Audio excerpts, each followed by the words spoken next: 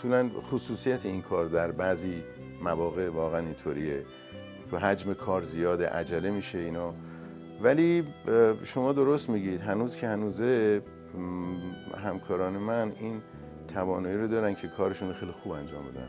نمونهش همون آثاری که شما فرمودین. یعنی میشه گاهی وقتا به هر حال به خاطر شرایط، نمیدونم شتاب ها، عجله ها، به هم ریختگی برنامه ها، گاهی وقتا یه ذره مسائل مالی متاسفانه اینا کمک میکنه که اون کاری که بچه‌ها دلشون میخواد انجام بدن متاسفانه گاهی وقتا نمیتونن. ولی این پتانسیل رو به قول معروف دارن که بتونن کارشون درست انجام بدن. حتما.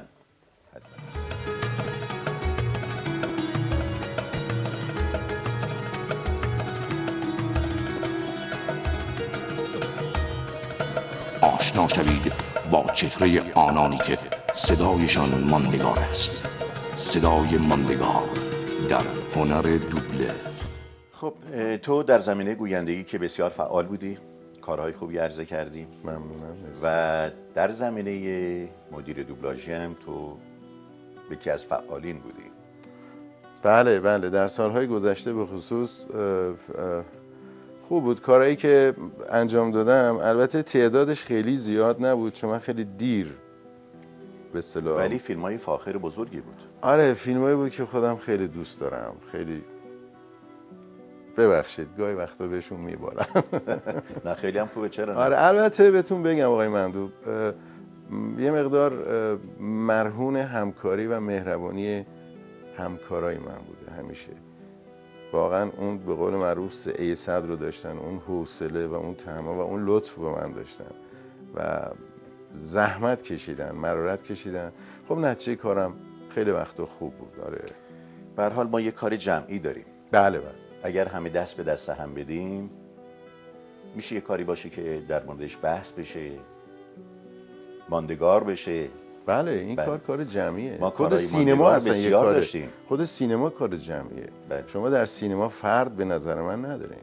درسته یک رهبریت فکری هست که مثلا حالا مقوله فکری کار رو اداره میکنن و همه عوامل دیگه در کنار اینها در جهت اون فکر و هدفی که به هر حال از ساخت این فیلم هست کار میکنه. یعنی کار جمعیه. به ما هم که میرسه همینطوره. کار کاملا جمعیه و همه همکاران بایستی همکاری کنن، حواسشون جمع باشه، علاقه به خرج بدن، حوصله به خرج بدن و نقادانه نگاه کنن کارو، بی حوصله نشن، عشق بورزن به این کار. اون وقت بعداً مجموعه کار حتما کار خوبی میشه. حتما. به این دلیل اون کارا خوب شده، اونایی که اشاره کردیم. حتما. هنر دوبله.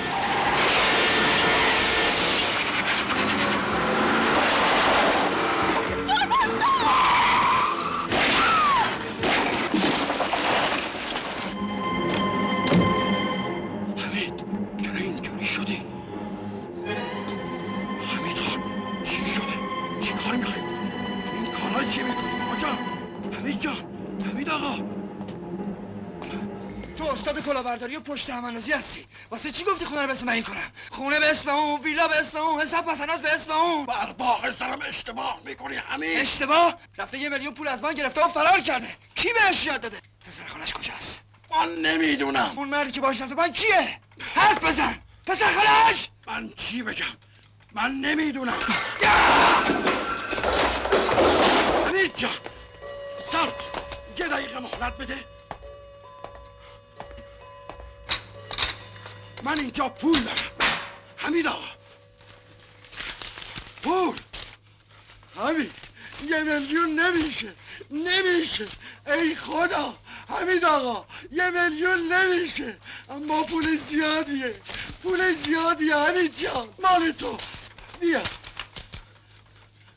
این سند خونه، اینم سند ویلا، اینم عقدنامه. بقیه پولیدم جور میکنم بهت میدم، فقط 1-2 روز به مهلت بده.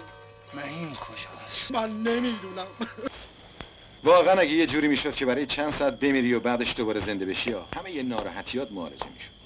میفهمیدی آدمی که زنده است و نفس میکشه چقدر خوشبخته، حتی اگه قرار بشه از صفر شروع کنه. من اومدم اینجا خودمو معرفی کنم. فکر کردم کمکم میکنی. کمک لازم نداری. فردا صبح وانتو وردار برو به رستورانی که جلوش تصادف کرده. از صاحب رستوران آدرس خونه اون زنه رو بپرس. هنر دوبله. تو از فیلم‌های فاخری که دوبله کردی یکیش هست روز واقع، مال کار آقای شهرام اسدی. بله. از اون برامون بگو.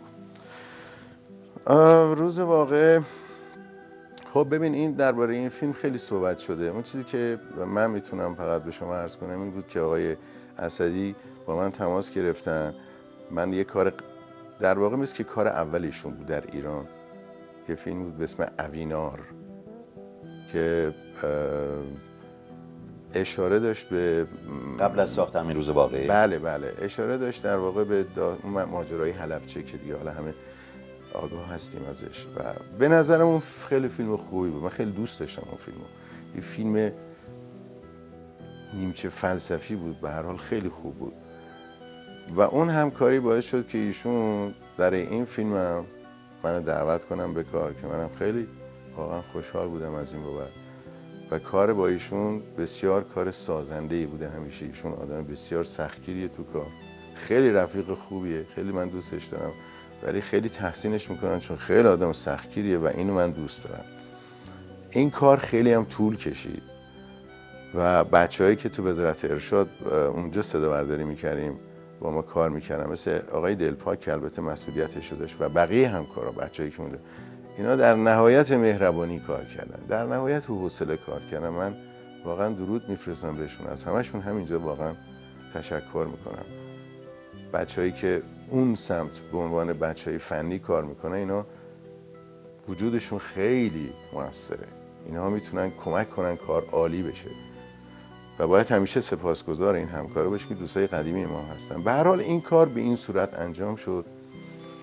تکست بسیار عالی داشت، سناریو خیلی خوب بود، بازی‌ها خیلی خوب بود. ما هم با یه عشق خلاصی این کار انجام میدادیم دیگه و نتیجهش خوب بود فکر کنم. موافقی یه قسمتی از این فیلم رو ببینیم؟ حتما. نگاه میکنیم به روز واقعه، کار آقای شهرام اسدی. هنر دوبله.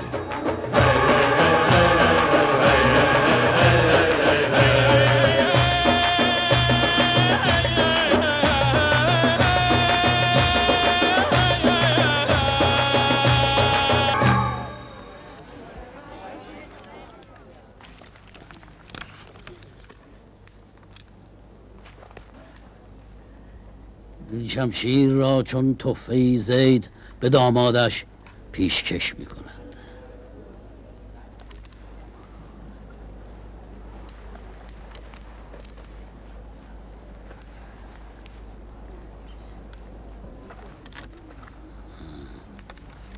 کیست که مرا یاری کند؟